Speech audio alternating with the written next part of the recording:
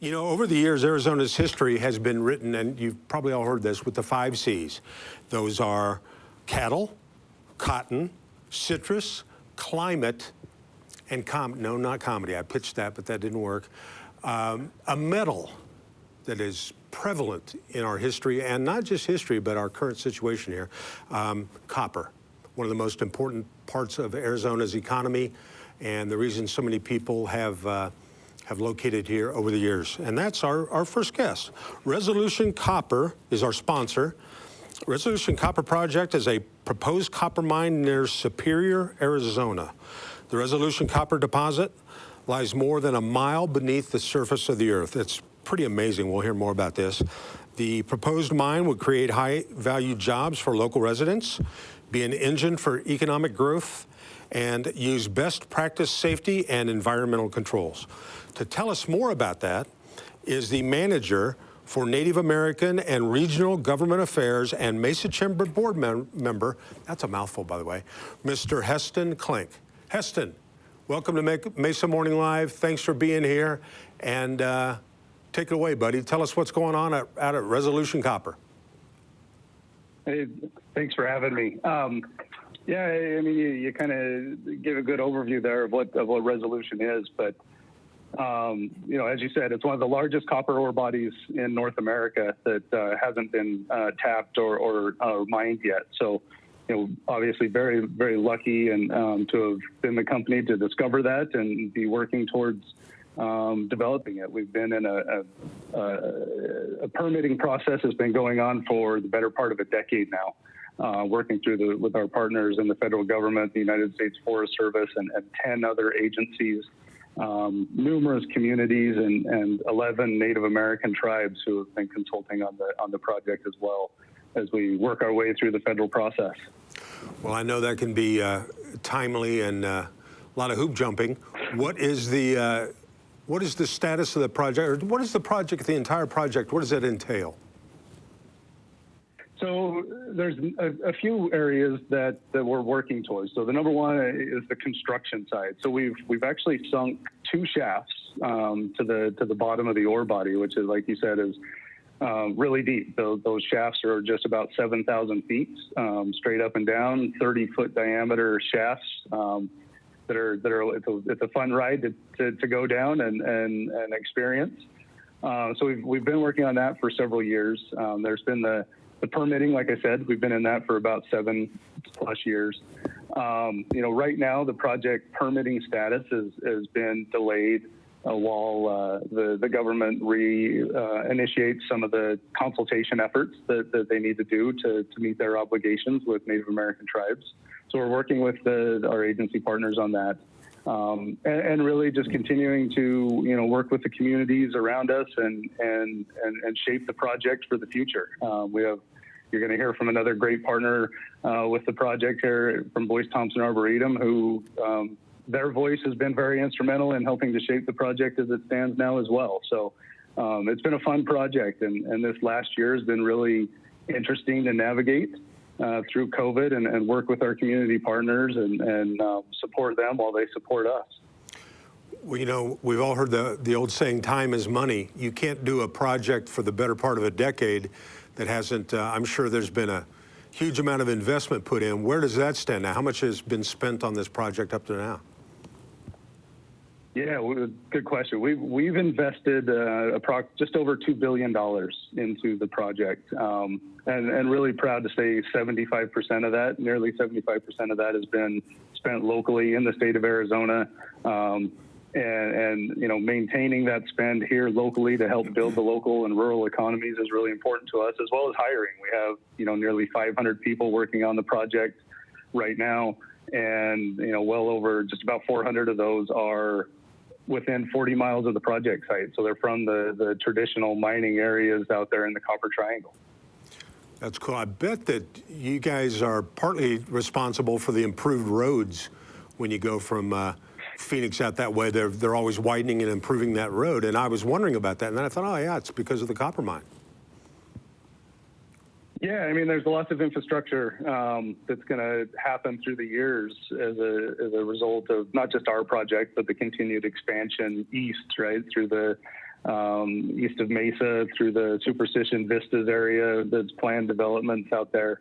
But also the increase in tourism and recreation in the Superior area. I think it's really largely an untapped resource out there that a lot of people don't know about, but more and more are starting to learn and go explore. It's fantastic out there. And I think working with our community partners over the last 15 years to reclaim the historic mining site out there. So Resolution Copper actually sits on the footprint of the old Magma copper operation, which was operated for about a century.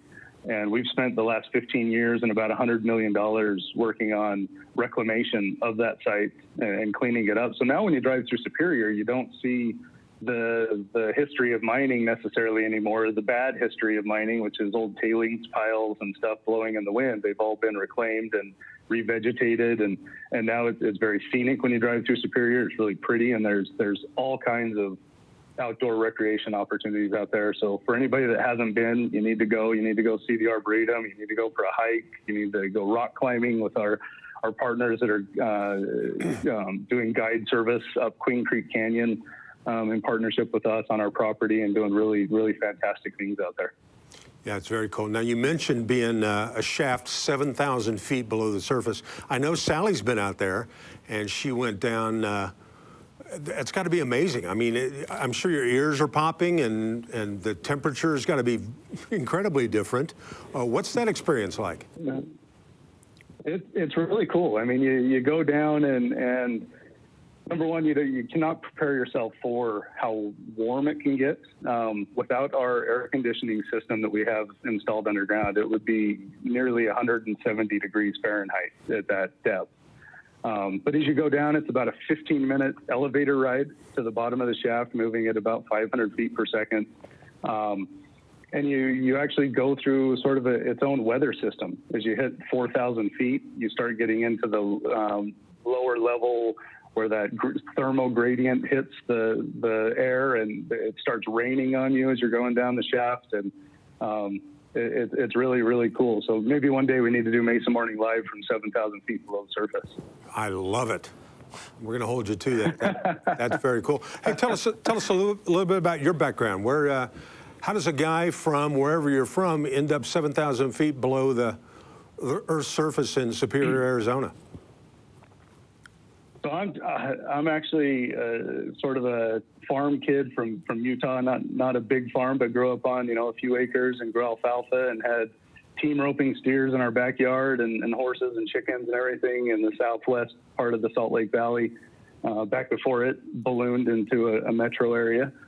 And, luckily coming out of college, I got a job with Rio Tinto, which is the parent company to Resolution Copper, the majority shareholder in the company. And I've been with Rio Tinto now for 17 years. And, you hear about people that only want to stay in one role for maybe 1 or 2 years before they need to shift and have a change. And I've been lucky enough to be able to do that, but stay within the same company. I've had at least five different careers in those 17 years, and been a really, really fantastic opportunity and great place to work. Now, I read somewhere, I think I Googled you or something, and it read that you were undefeated on the rodeo circuit. What's going on there? You don't appear to have brain damage from this angle, but what are you thinking about?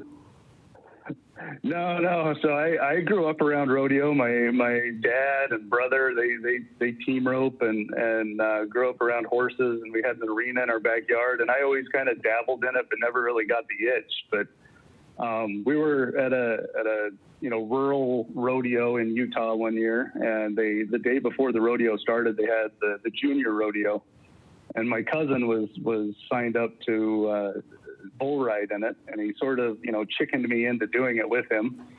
And I'd never been on a bull or even a cow on purpose, and so I went ahead and signed up. And needless to say, I was so scared when I got on. They opened the gate. I rode it. When the 8-second buzzer went off, I was so scared I didn't dare jump off. I think I rode that thing for about 5 minutes before it was too tired, and I just was able to climb off instead of have to pile into the ground. So, and I ended up winning the rodeo, and my cousin got bucked off, in the first few seconds. So that's a bragging right I'll always have, and I never got on another bull again in my life. Well, then you are 1-0. Now you, I think, Yeah.